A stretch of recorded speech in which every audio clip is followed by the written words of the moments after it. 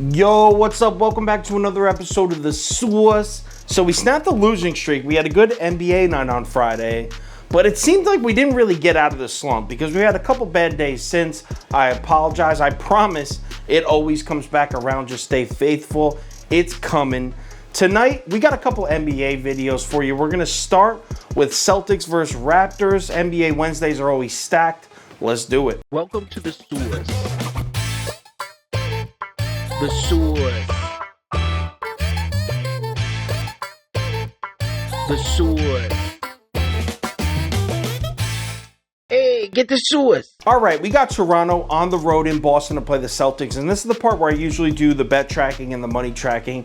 Problem is I'm recording this on Tuesday night, so it's too early for me to have that information. So what I'm going to do for this game, I'm going to tweet it out. So if you're interested in seeing those pie charts that I always put in my videos, I'll definitely put it on my Twitter, 4:30 p.m. Eastern time. Check it out if you're interested. All right, let's run through a quick breakdown of this game, and we'll start with the Toronto Raptors. And if you're looking at analytics trying to handicap this game, you might be thinking, yo, how is this team 6-5? Because if you're looking at the analytics just strictly by the numbers, you're probably like, yo, this team should be like 2-9 based on these statistics. Toronto shoots a terrible percentage from the field, 27th in the NBA in efficient field goal percentage. They don't get to the foul line. They're almost dead last in that. On defense, they give up a ton of easy baskets, and they're also 28th in the league in free throw rate against. So they're also fouling a ton. So again, how is this team 6-5? Answer, offensive rebounding. And when I say the Toronto Raptors are having a good year rebounding the ball on offense, that's an understatement. This team has the #1 offensive rebound rate in the entire league.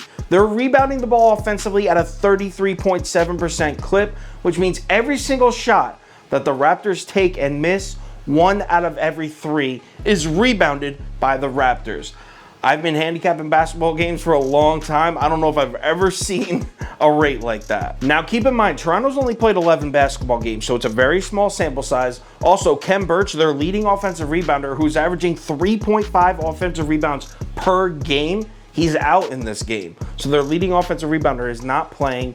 Now, they have Scotty Barnes, who's also averaging 3.1 offensive rebounds a game. So they're still going to be a threat on the offensive glass, but you have to take into consideration that their top offensive rebounder is out. And this is important for this matchup specifically because the Boston Celtics are just 22nd in the league in limiting opponent offensive rebounds. So even without Khem Birch, I think the Toronto Raptors are still going to be a serious threat on the offensive glass to Boston. So we know the Raptors deal, right? They have a ton of holes.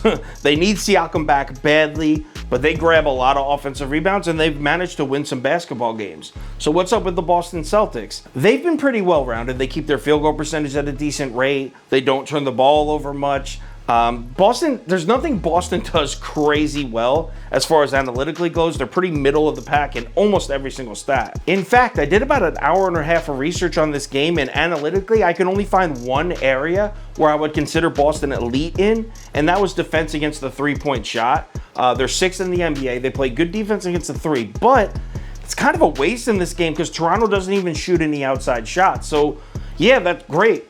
Great, you play great defense against the three. The Raptors don't even take threes unless they're wide open anyway, so it's kind of a moot point in this game. Now, obviously, we can't break down a Boston Celtics game without mentioning the fact that Jaylen Brown is out. In my opinion, that's the Celtics' best player, and I know a ton of you swear by Jason Tatum. I like Tatum, but he's so streaky. Jaylen Brown is there. He plays great defense on the wing. When his shot is on, that's the best version of the Boston Celtics that I've seen. That's the most threatening team, is when Jaylen Brown's shot's falling. He's going to miss this game, and the Boston Celtics are going to miss him. So who are we betting in this game? Well, I forgot to mention one thing. The Toronto Raptors are 4-0 on the road, undefeated. And I'm riding the wave, man. I'm going to take the Raptors +2. I'm also going to take the Raptors money line. Probably a half unit on each, maybe 0.75 unit on each. We'll see. Final ticket posted on KyleKirms.com, 5 o'clock p.m. Eastern time. It'll have every single bet I'm making, bet of the day, top 3 bets, 5 bets, 7 bets, parlay of the day, all that posted right on the website, 5 o'clock p.m. Eastern time. Also, if there's any major changes, injury updates, line shifts, money movement, anything like that, I'll definitely post it on my Twitter, Instagram story, and Facebook. So make sure you check one of those 3 platforms before you place your bets. NBA Wednesday, baby. We need this. We need this, and I'm fired up for it. Let's make some money. I'll talk to you on Twitter.